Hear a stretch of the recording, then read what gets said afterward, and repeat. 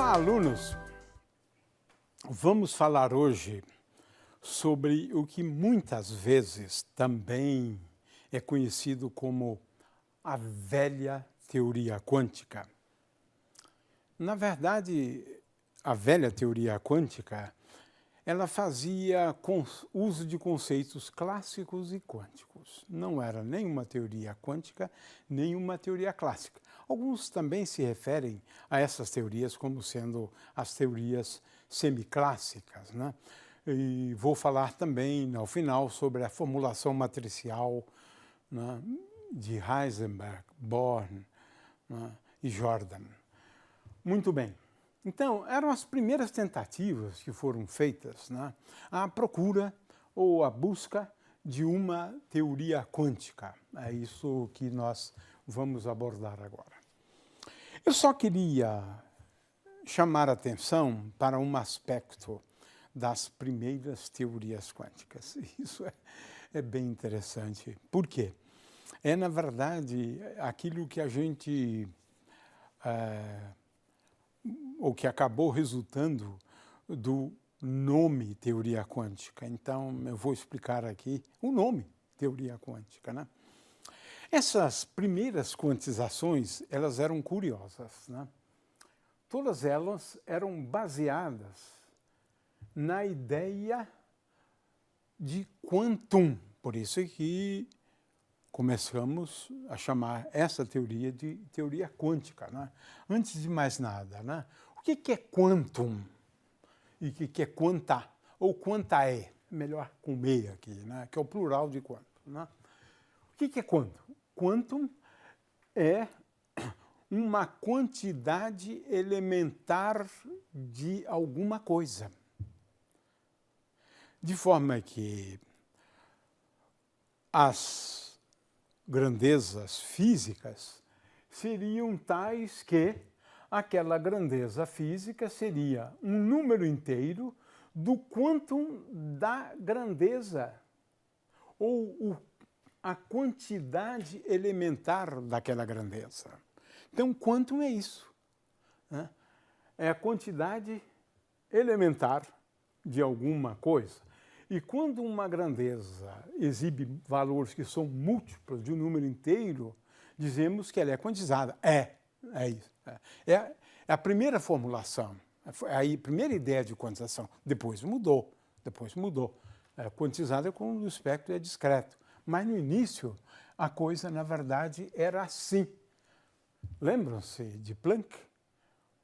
E é igual a n vezes o quantum de energia. N vezes hν. Tudo começou assim. L, vamos mencionar isso, né? Mas já falamos sobre isso, é igual a um número inteiro de quantos de momento angular. O quantum de momento angular é h sobre 2π. O quantum é a quantidade elementar de momento angular é h sobre 2π. Né? Vamos ver hoje que também se pode quantizar impondo que o raio seja o número inteiro do quantum de raios, que é um comprimento de onda. A gente vai ver isso depois. Esses números aqui começaram a ser chamados, né, de números quânticos, né, mas são números inteiros, sempre com números inteiros, né? É curioso, porque essas primeiras quantizações é o que eu de vez em quando chamo de quantização à la moedas, tudo moeda. Por quê? A moeda é quantizada, não tenha dúvida. O quantum da moeda é o centavo. O centavo é o quantum. É isso, porque tudo o mais é expresso em termos desse quantum. O quantum da moeda é o centavo. Então, o seu saldo bancário é um número inteiro vezes centavo. Pode ter certeza, né? Em centavos é sempre um número inteiro, né? Então, a moeda é quantizada. Tem 5 centavos, 10 centavos, 20, 50 centavos, né? Tem R$1, que são 6 centavos, e assim 100 centavos, e assim por diante. O fato é que é um exemplo do cotidiano, né? E nunca se escreve, por exemplo, que a prestação é 5,382. Não. É 53,82 dividindo 600, né? Então você aproxima, porque o quantum, na verdade, da moeda é o centavo. As primeiras quantizações eram as quantizações do tipo, né, que acabamos de explicar antes, né, seguindo a lógica da moeda. Você sempre impunha que uma grandeza física era igual ao n vezes o quantum da grandeza física. Daí derivou o nome teoria quântica. As primeiras eram sempre assim. Né? Bom, vamos agora só lembrar algumas coisas, né, da radiação do corpo negro, né? Eu tenho aqui campos elétricos e magnéticos numa caixa. A gente começa com o potencial vetor, né? E escreve o potencial vetor como uma combinação de ondas planas, né? Q e Q estrela, né? E assim por diante, né? E a gente impõe as condições, né, de contorno, ou condições de contorno periódicas, que é melhor ainda, né? E é claro que esse A ele satisfaz a equação de ondas, né? E satisfaz também a condição de divergente de A igual a zero, que é a condição de ortogonalidade de uma maneira geral, né? Mas o fato é que a gente sabe que esses campos, né, existentes ali dentro, eles, na verdade, eles são tais que o comprimento de onda, o vetor de onda, eles são discretos, né, por conta de estarem numa caixa, né? Eu quero lembrar, né, aquela situação que a gente discutiu, né, de ondas estacionárias, é a mesma coisa. Você tem vários modos, né, de oscilação do campo naquela caixa. O fato é que agora eu calculo o campo elétrico, vocês vão ver isso depois, o campo magnético, tomando o rotacional de A aqui, aliás, aqui é A, rotacional de A, e E igual a menos dA dt. E agora, para calcular energia eletromagnética no interior da caixa, eu uso a expressão para densidade e integro sobre o volume. E o que se verifica é o seguinte, é que essa energia eletromagnética armazenada no interior da caixa, ela é proporcional ao volume da caixa. E agora, olha só que coisa curiosa, fazendo algumas mudanças de variáveis, né, essa energia eletromagnética, ela pode ser pensada como a energia de osciladores harmônicos. Por isso que começou com o oscilador harmônico. Essa aqui é a teoria de Rayleigh-Jeans, né? Ela é bem conhecida, né? Mas ela realmente nos leva a isso, nos remete a isso, né? A energia, né, no interior daquela caixa é a energia de um conjunto de osciladores harmônicos, nessa formulação, né? Nessa formulação. E daí, então, a gente procura energia média, aquela coisa toda. Mas, no início, o pessoal estava interessado em saber por que os níveis de energia de osciladores harmônicos, foi essa a ideia original de Planck, era igual a n vezes h-ni. Então, os primeiros problemas, na verdade, da física quântica, né, era o problema de explicar, né, níveis de energia de osciladores harmônicos, se bem que a interpretação hoje é um pouco diferente, né? Mas não vamos a esse detalhe, não. Tá certo? Era, então, entender o porquê da quantização, né, dos níveis de energia de osciladores harmônicos e também do átomo de hidrogênio. Eram essas duas preocupações, né? Então, as primeiras teorias, elas vieram, né, para buscar um método de quantização, um formalismo, não ficar lá escrevendo apenas, né? É uma coisa mais elaborada, do que simplesmente ficar escrevendo L é Z igual a N vezes H cortado. Não, a coisa era bem mais sofisticada. Era, na verdade, uma teoria da quantização. Esse tipo de quantização é conhecido como quantização semiclássica, porque você faz uso de conceitos clássicos e de conceitos quânticos, né? Então, eram quantizações, né, baseadas em variáveis de ângulo e ação. A ação é uma grandeza física, definida, na realidade, na mecânica clássica avançada, né, como a integral ao longo de um período, estamos falando agora de grandezas periódicas, né, de uma variável QI e dQI, né, e PI. PI é um momento canonicamente conjugado a QI. E Bohr e depois Sommerfeld também propuseram, basicamente, regras de quantização, porque Bohr fez no início para o movimento circular, mas Sommerfeld já incluiu nas regras de quantização também para um movimento qualquer, um movimento elíptico, né? E de acordo com Bohr, a teoria, a quantização é dada por essa regra, uma regra de quantização, que as variáveis de ação, elas são dadas por L, quantização a lá moedas. L é o número inteiro do quantum de ação. Mas o quantum de ação é H. Oh, fantástico! Dá uma interpretação para a constante de Planck como o quantum da ação. Veja, agora a gente precisa, claro, resolver alguns probleminhas, e foi isso que eles fizeram. Essa aqui é a regra de quantização de Bohr primeiro e depois de Bohr-Sommerfeld, né? Onde JI, a ação, né, definida daquele jeito para um movimento periódico, isso aqui é ao longo de um período, estamos indicando aqui, isso é ao longo de um período, né? PI, dQI ao longo de um período, a integral é igual a JI. Muito bem, então, essas eram as regras de quantização, conhecidas como regra de quantização semiclássica. Aqui eu tenho uma grandeza clássica, PI, dQI. Ela é igual agora, olha só, quantum. Então, tem um ingrediente de teoria quântica e um ingrediente de teoria clássica, né?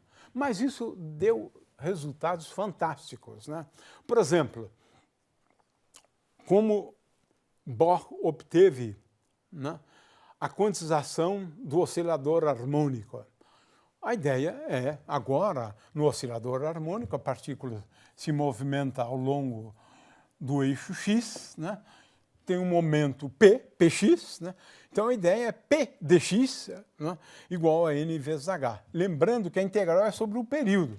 Então a integral de Px dx é a integral de zero até o período, de P de t, dx dt, dt, agora eu mudo de variável, igual a n vezes h. Dx dt igual a P sobre m, então a coisa, eu sou levado a isso, lembrando que a energia cinética é igual a metade da energia, né? Eu concluo, olha só, é fácil, é só seguir aqui os passos, né? Veja, deduziu a hipótese de Planck para um oscilador harmônico, né? Depois isso foi refinado, porque na verdade não é bem assim. É NH cortado mais N mais meio de H cortado, mas não importa. O fato é que, conquanto no caso clássico o espectro fosse contínuo, o espectro de oscilador harmônico nessa teoria é dado por Hni, aqui está F, né? 2 vezes Hni, 3 vezes Hni, 4 vezes Hni, assim por diante, que é quantizado como o Planck havia proposto. Olha só, uma regra, ele impôs uma teoria de quantização, né? Uma regra de quantização, não é uma regra de quantização, como nós chamamos hoje semiclássico, e que me leva ao espectro obtido. Aquilo foi espantoso também, né? Porque agora ele usa essa regra para outros casos, não é só para um, porque se for só para um, ele vai dizer, você apenas trocou 6 por meia dúzia, né? Não, é porque isso aqui é uma coisa bem geral, vocês vão ver, É bem geral, é fantástico isso aqui. Não é fácil entender, até mesmo porque isso dá tão certo na realidade. Em todos os sistemas integráveis, quase, da física clássica. É curioso isso aqui. Não é uma teoria ondulatória. Não. É a velha mecânica quântica, né? Onde você lança a mão de conceitos, né, quânticos e conceitos clássicos, né? A ação, por exemplo, né? Muito bem, aí vamos lá para a quantização da componente Z do momento angular. Olha só, agora se essa é a variável, o ângulo, φ, Lz é o momento canonicamente conjugado a ela, portanto é integral. Agora, num período, aqui no caso, é de 0 a 2π. De 0 a 2π. Integral de 0 a 2π de Lz de φ é igual a n vezes h. Mas o L é constante, então é Lz vezes 2π vezes n vezes h. Né? Consequentemente, olha só, deduziu que a componente z do momento angular é dado por n vezes h cortado. E é isso que ele usou lá. É isso que ele usou lá.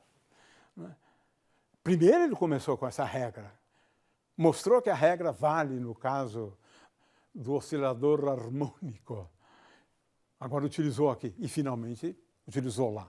Já explicamos o átomo de Bohr. Agora vamos a coisas mais complicadas, né? Mesmo para órbitas elípticas, agora você precisa de levar em conta não só a variável φ, você tem que levar em conta a variável θ, ou isso em geral a gente não faz, porque o movimento é no plano, mas pode ser também a variável θ e a variável r. Então você tem uma variável de ação para cada uma delas, 3 variáveis de ação, e se sabia que a energia podia ser expressa dessa forma em termos das variáveis de ação. Isso está muito bem feito no livro do Goldstein, né?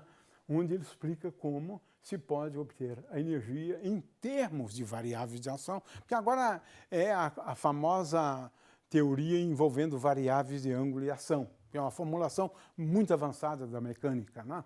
Mas veja, se você quantizar, né, a primeira ação, a segunda ação e a terceira ação, então você vai obter isto aqui, que é igual a n, é um conjunto de números inteiros, nh.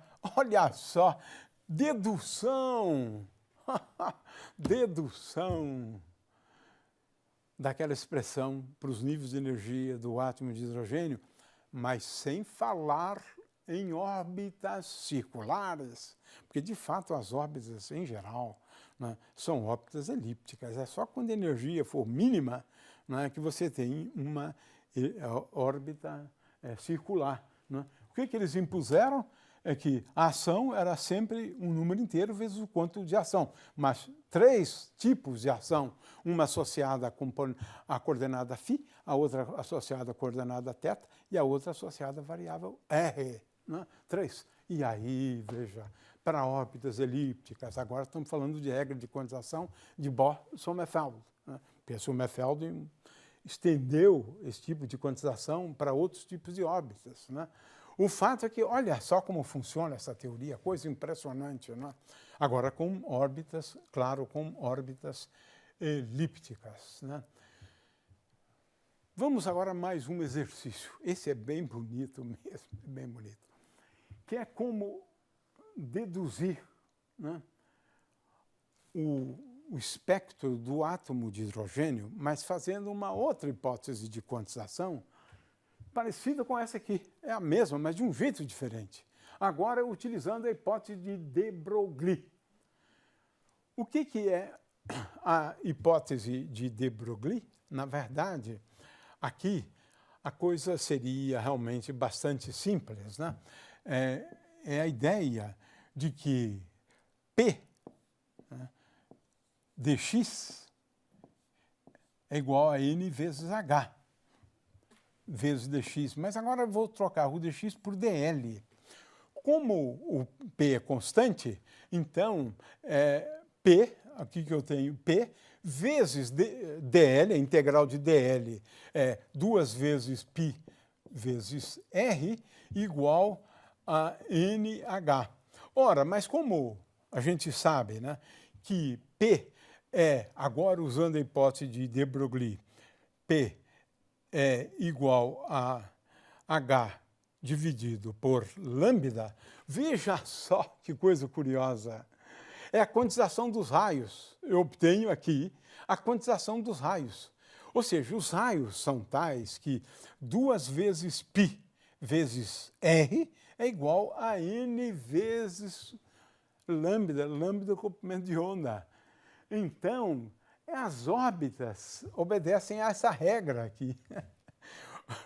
Veja só, o comprimento da circunferência ele tem que ser igual a um número inteiro de comprimentos de onda, que é o caso aqui, né? Isso é muito curioso, mas dá certo. Porque agora, né, o que a gente faz? A gente agora utiliza, né, a força centrífuga igual à força elétrica, deduz uma expressão para a velocidade, né, e a partir daqui eu deduzo uma expressão para o comprimento de onda, de forma que 2 vezes π vezes r vezes n vezes o comprimento de onda me leva à quantização dos raios agora. Mas não aquela quantização no sentido de n vezes o comprimento de onda, mas que os raios são dados por n ao quadrado vezes uma constante. Volto lá e obtenho o átomo de hidrogênio de novo. Absolutamente fantástico esse resultado.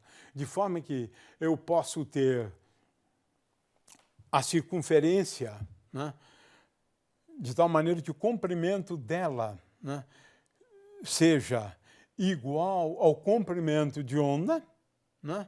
Veja que é o caso de n igual a 1. Está vendo? Comprimento é igual a um comprimento de onda. Fecha, né, 2 vezes o comprimento de onda, 3 vezes, 4 vezes, 5 vezes. O fato é que você obtém, de novo, utilizando a mesma regra de quantização, mas adicionando agora a hipótese de Bohr.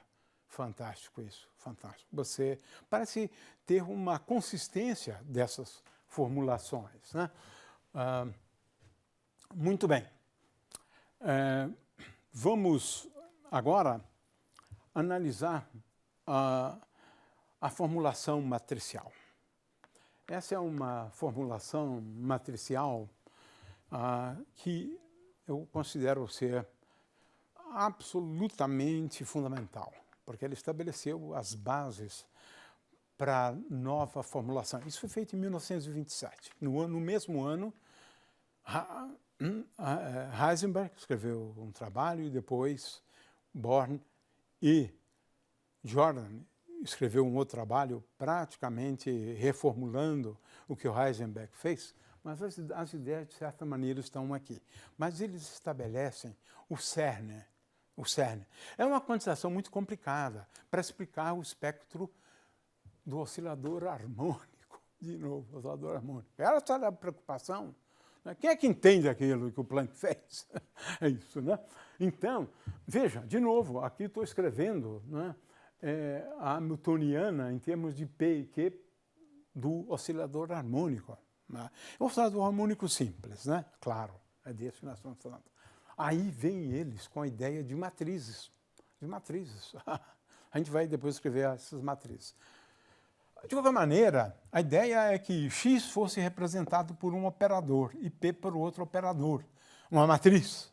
Matrizes são operadores também. Aliás, o spin é formulado inteiramente em termos de matrizes, as matrizes de Pauli. Então, isso se usa até hoje. Representar uma grandeza física por um operador. Né? E eles impuseram essa regra aqui. Olha só. É isso que a gente faz até hoje, na verdade. Né?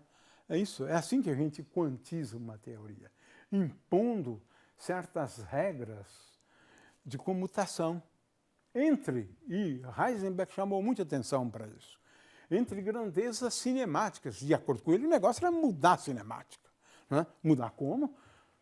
X vai numa matriz. P vai numa outra matriz, igual a IH cortado. E agora, vamos ver como é que essa regra, isso é regra de quantização agora, não é aquela não, integral de P dx ao longo de um período igual a INH, não é essa, é outra. É essa que a gente usa agora na realidade. Né? Essa que uma teoria quântica ela tem que ser desenvolvida a partir disso. Veio a função de onda e o pessoal começou a esquecer essas coisas, né? Mas a gente vai sempre chamar atenção para isso, né?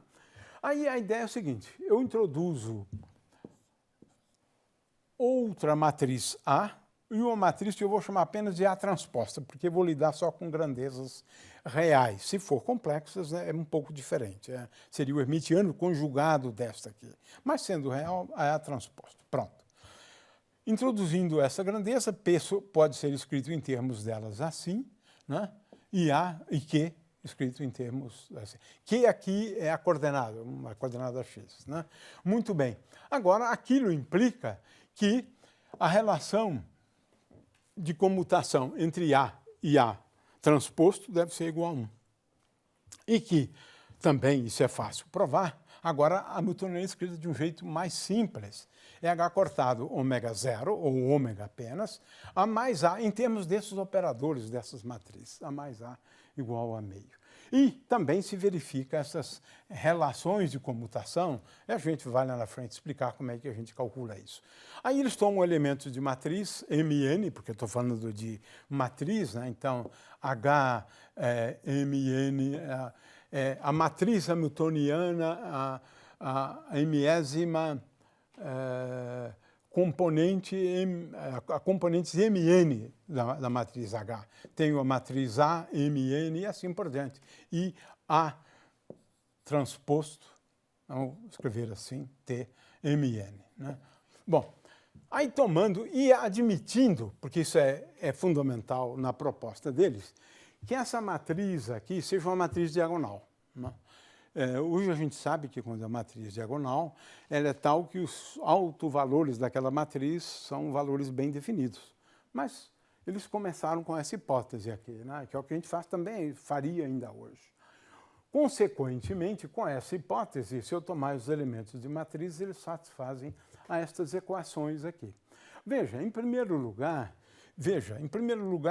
se n for igual a m, esse número aqui é obrigatoriamente igual a zero. Ou seja, essas matrizes não têm elementos na diagonal. Depois,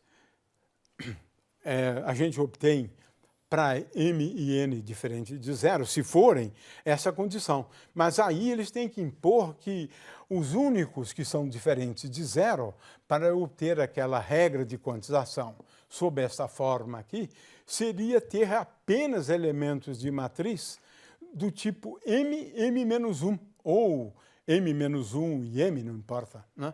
E o fato é que agora eu considero sempre as diferenças de energia igual a H cortado ômega zero, ou H-ni. Né? E imponho que os demais sejam iguais a zero. Então, essas matrizes são matrizes fora da diagonal. Concluíram, portanto, né, que essa matriz A e A elas têm essa forma e concluíram que os níveis de energia é um pouco diferente do que obtiveram antes, mas é a forma correta hoje. Né? São dadas por H vezes Ni, N vezes H vezes Ni, mas é N mais meio H vezes Ni. É uma regra um pouco diferente, portanto, né, que está aqui. Isso aqui é N. Né? N, muito bem. O fato é que eles obtiveram agora uma regra de quantização um pouco diferente. Essa aqui é melhor, porque, na verdade, a teoria quântica, utilizando a equação de Schrödinger, ela me leva a esses níveis. É um pouco diferente, mas não altera o cálculo que o Planck havia feito. Mas agora os níveis são dados por essa expressão. E olha só, a teoria deles é tal que a gente pode construir uma matriz, né, para X e uma matriz para P. É uma matriz infinita, na realidade, né? Mas a matriz, por exemplo, associada a hamiltoniana, que é uma matriz agora, estou falando de operadores, né? Ela é diagonal com valores dados por meio, 3 meios, 5 meios, 7 meios. Ou seja, obtiveram a quantização do oscilador harmônico, mas por um caminho completamente diferente, representando a coordenada x ou p por uma matriz, a coordenada p por outra matriz, h, a energia, representado por um operador hamiltoniano, né, mudou. Agora sim. Em 1927, eles deram início a uma nova formulação da teoria quântica e ela serve tanto para a primeira quantização quanto para a segunda quantização, tanto para a teoria quântica não relativística quanto para a teoria quântica de campos, que é uma teoria quântica relativística.